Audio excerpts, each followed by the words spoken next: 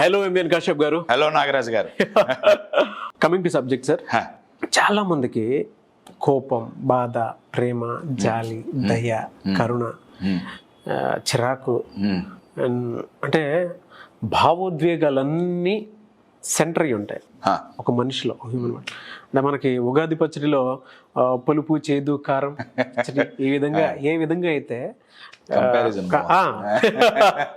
ఏ విధంగా అయితే ఉగాది పచ్చడిలో కావాలని చెప్పేసి మనం అనుకుంటాము, దాన్ని బ్యాలెన్స్ చేయడానికి కొన్ని ఇంగ్రీడియంట్స్ వాడతాం మనం. అలాగే మనిషిలో ఒక్కొక్క పాయింట్ ఒక్కొక్క ట్రిగర్ అయినప్పుడు ఇమోషనల్గా ఇంబ్యాలెన్స్ అయిపోతూ ఉంటాము.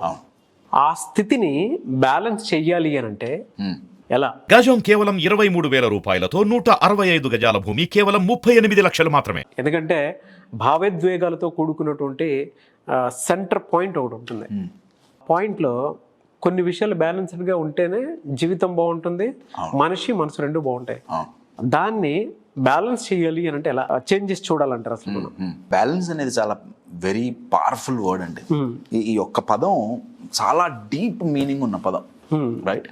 అయితే ఇమోషన్స్ని బ్యాలెన్స్ చేయాలన్నా, ఇమోషనల్గా మానసికంగా ఇమోషనల్గా దృఢంగా ఉండాలన్నా, స్థిరంగా ఉండాలన్నా, షేక్ అవ్వకుండా, బీ అన్షేకబుల్ అంటాం, షేక్ అవ్వకుండా ఉండాలంటే మనం ఉండే ఇల్లు మారాలి.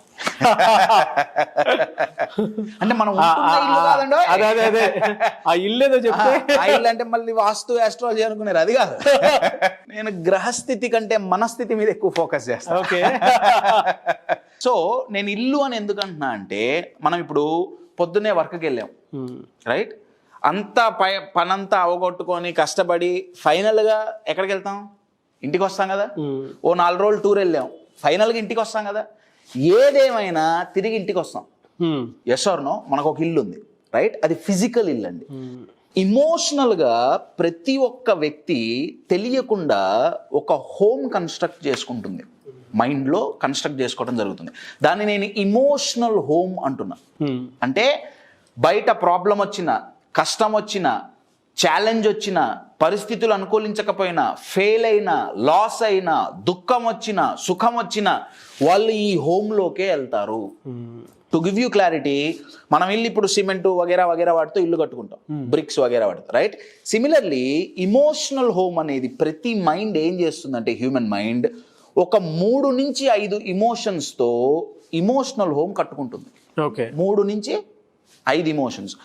ఈ 3 నుంచి 5 ఇమోషన్లు ప్రతి ఒక్కళ్ళలో సేమ్ ఉండాలని లేదు. అవును, అది పాజిటివ్ కావచ్చు, నెగటివ్ కావచ్చు.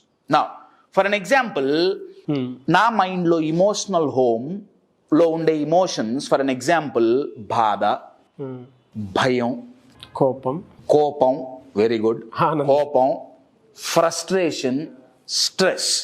ఈ 5 ఇమోషన్స్తో నేను ఇమోషనల్ హోమ్ కట్టుకున్నా అనుకోండి. ఇవన్నీ నెగటివ్ సార్. అందుకే చెప్తున్నా, బాధ, భయం, కోపం, ఫ్రస్ట్రేషన్, స్ట్రెస్. నా ఈ 5తోనే నా ఇమోషనల్ హోమ్ నేను నిర్మించుకున్నా. నేను ఇందాక ఏం చెప్పా, బయట ఏం జరిగినా నా మైండ్ ఈ హోమ్లోకి పోయి కూర్చుంటుంది.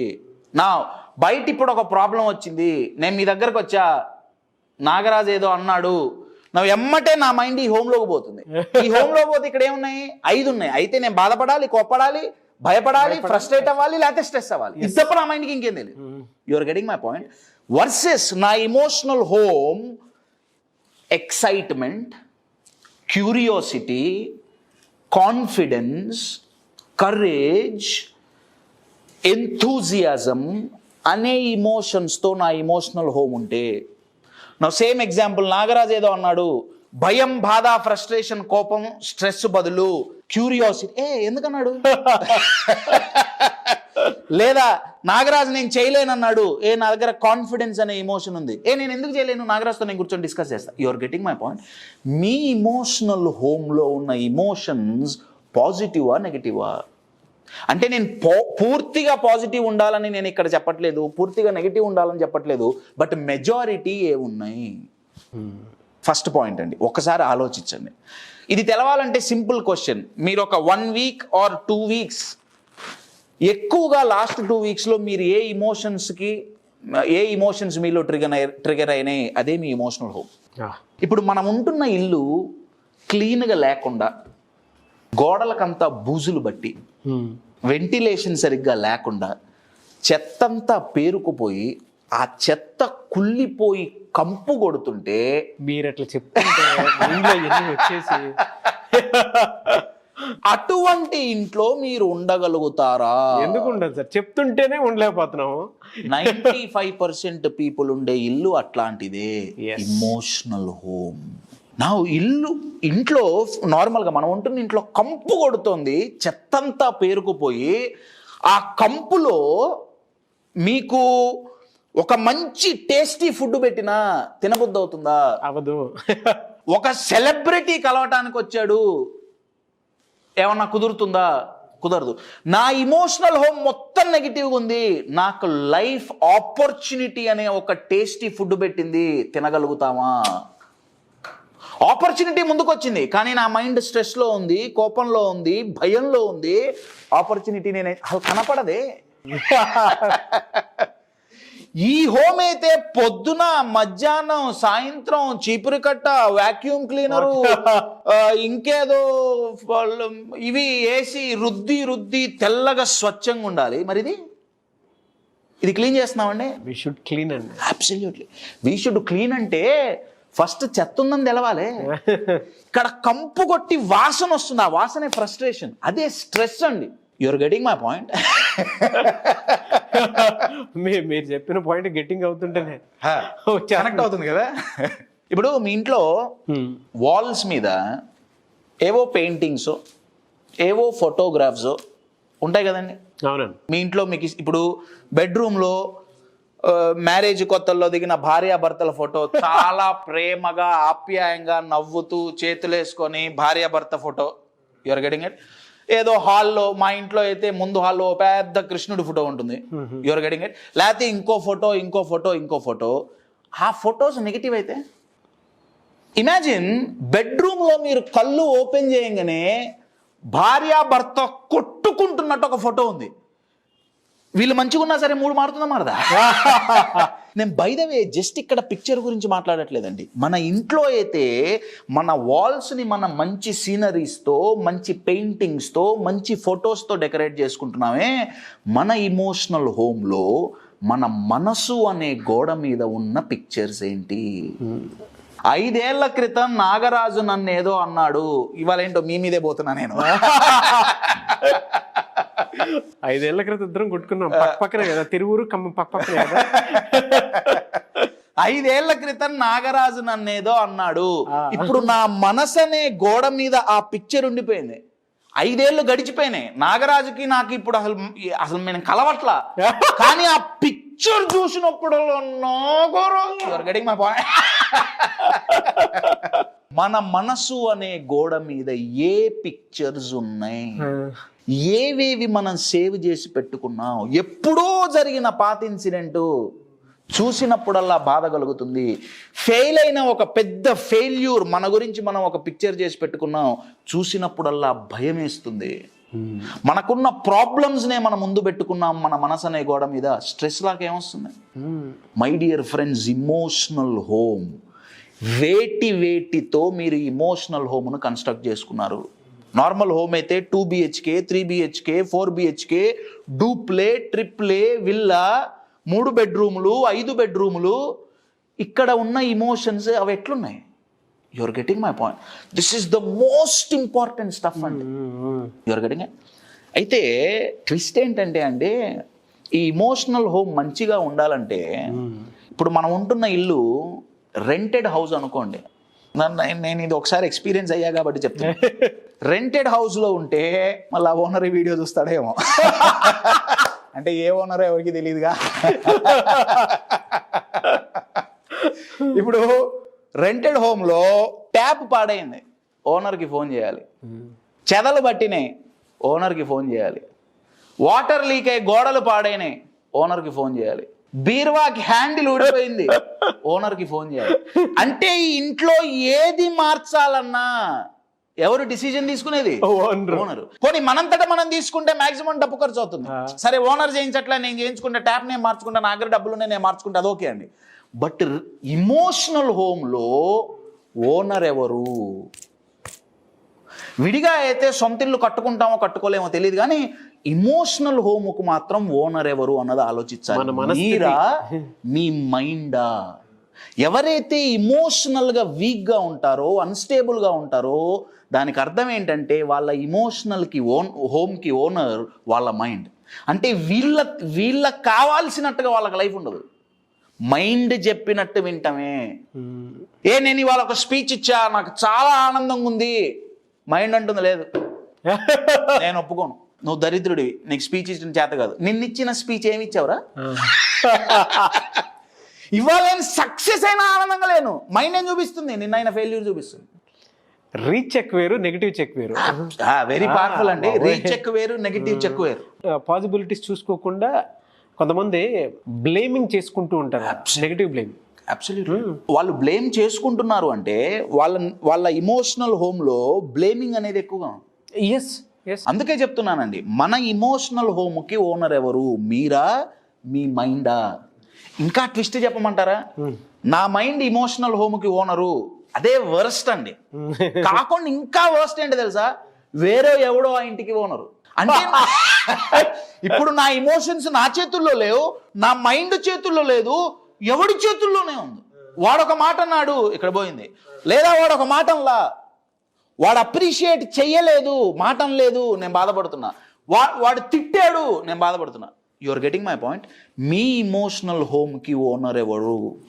నంబర్ 1. నంబర్ 2, మీ ఇమోషనల్ హోమ్ ఏ ఇమోషన్తో నిర్మించుకున్నారు, కట్టుకున్నారు? నంబర్ 2. నంబర్ 3, ఒకవేళ నెగిటివ్ ఇమోషన్స్ అయితే క్లీనింగ్ జరుగుతోందా ఇంట్లో అండి? ఏ పనులు ఎక్కడ చేసినా సరే, టీవీ బెడ్రూమ్లో పెట్టుకొని చూసినా, హాల్లో కాకుండా, లేదా భోజనం కిచెన్లోనో డైనింగ్ రూమ్లో కాకుండా హాల్లో తిన్నా, బెడ్రూమ్లో తిన్నా, ఒక్క పని మాత్రం ఒకే చోట చేస్తాం, టాయిలెట్. అవునా కదండి? అది ఎక్కడ పడితే అక్కడ చేయంగా, టాయిలెట్లో చేసే పని ఒకటే, రైట్? నా బాడీలో ఉన్న వ్యర్థ పదార్థం టాయిలెట్కి పోతే క్లీన్ అవుతుంది. నా ఇక్కడున్న వ్యర్థమైన ఇమోషన్స్ ఎవరి మీద చూపిస్తున్నావు? You are getting my point? నేనెంతో ప్రేమించిన వాళ్ళ మీద, నా తండ్రి మీదో, నా తల్లి మీదో, నా భార్య మీదో, లేదో నేను అమ్మాయినైతే నా భర్త మీదో, నా చెల్లి మీదో, నా అక్క మీదో, ఈ ఇమోషనల్ టాయిలెట్. ఇంట్లో అయితే దానికి సెపరేట్ టాయిలెట్ ఉంది, మరి ఇమోషనల్ హోమ్లో? నా ఇదంతా జరుగుతుంటే నా రిలేషన్షిప్స్ బాగుంటాయా? బాగు. కొలాప్స్. చాలా పవర్ఫుల్ వర్డ్ అండి, కొలాప్స్. నార్మల్ ఇల్లు ఎప్పుడు కొలాప్స్ అవుతుంది? ఓ మంచి భూకంపం వచ్చింది అనుకోండి, మంచిది అక్కర్లా, చిన్న చాలు. ఫౌండేషన్ బాగాలేకపోతే మొత్తం. ఫౌండేషన్ బాగాలేకపోతే భూకంపం వచ్చినప్పుడు ఇల్లు కూలిపోతుంది. ఇప్పుడు భూకంపం వచ్చినా కూలని ఇల్లు కడుతున్నారండి, అర్త్ క్వేక్ ప్రూఫ్ హోమ్స్ అంటున్నారు. Burj Khalifa is one of such building అండి. అర్త్ క్వేక్ వచ్చినా అది పడదు, ఎందుకంటే మీరు అన్నట్టు దాని ఫౌండేషన్ వేరు, దాని ఫ్లెక్సిబిలిటీ వేరు, అవేవో థియరీస్ ఉన్నాయి. నేనేమన్నా అంటే మన ఇల్లు భూకంపం వస్తే కూలిపోయే ఛాన్సెస్ చాలా ఎక్కువ. ఇమోషనల్గా మన ఇల్లు ఎప్పుడు కొలాప్స్ అవుతుంది, మనం ఎప్పుడు కొలాప్స్ అవుతామంటే ప్రాబ్లమ్స్ వచ్చినప్పుడు. ఆ ప్రాబ్లమ్స్ ఇమోషనల్ భూకంపాలు. మన ఇల్లు కట్టుకుంటుంటే అర్త్క్వేక్ ఉండాలి, అర్త్క్వేక్ ప్రూఫ్ ఉండాలి, ఫైర్ ప్రూఫ్ ఉండాలి. ఒకవేళ లటక్కున ఫైర్ వచ్చింది, ఎమ్మటే fire extinguisher toy toy toy toy, water వచ్చినాయి, ఫైర్ మొత్తం ఆగిపోయింది. నా లైఫ్ లో ఛాలెంజ్ వచ్చింది, ఇమ్మీడియట్ గా నా ఇమోషనల్ హోమ్ లో అలారం మోగి నన్ను సెల్ఫ్ కంట్రోల్ చేసుకునేటట్టు ఆపుతుందా అలారం? ఏది? You are getting my dear friends, emotional home. మీరుండే ఇమోషనల్ హోమ్ ఎలా ఉంది? అది పాజిటివ్ ఇమోషన్స్తో ఉందా, నెగిటివ్ ఇమోషన్స్తో ఉందా? ఓకే కశ్యప్, మాకు అర్థమైంది, ఎక్కువ నెగిటివ్ ఇమోషన్స్తో ఉంది.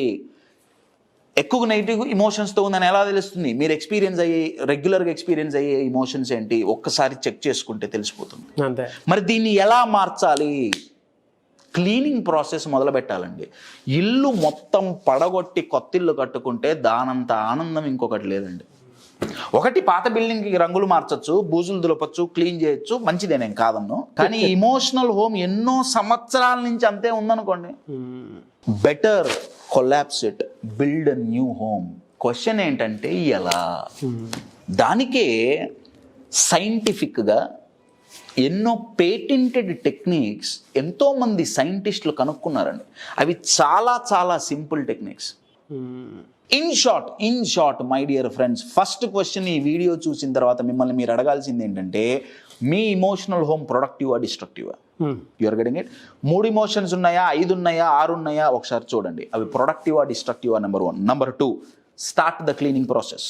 మీరు చెప్తుంటే నాకు ఒక నిజంగానే జర్నలింగ్ అంటారు కదా, జర్నలింగ్ ప్రాసెస్లో మీరు ఇందాక చెప్పినట్లు ప్రొడక్టివా నాన్ ప్రొడక్టివా, కన్స్ట్రక్టివా డిస్ట్రక్టివా అనేది ఒక చోట రాసుకొని మనం ఏ స్టేట్ ఆఫ్ మైండ్లో ఉన్నామో తెలుసుకుంటే బెటర్ ఏమో. చాలా బెటర్. అవునండి, అది ఫస్ట్ అవేర్నెస్ అవసరం అండి. అదే ఏమవుతుంది, స్ట్రెస్ వస్తుంది, ఎందుకు వస్తుంది, ఒక నిమిషం యువర్ గెటింగ్ మై పాయింట్. అసలు ఇమోషనల్ హోమ్ లో ఉన్న ఇమోషన్స్, అవును క్లీన్ చేసుకోవాలనుకుంటే ఏ చెత్త ఎక్కడి నుంచి ఎలా స్టార్ట్ అయింది, దాన్ని ఎలా క్లీన్ చేసుకోవడం, అది ఫస్ట్ చెత్త ఉందని తెలియాలి.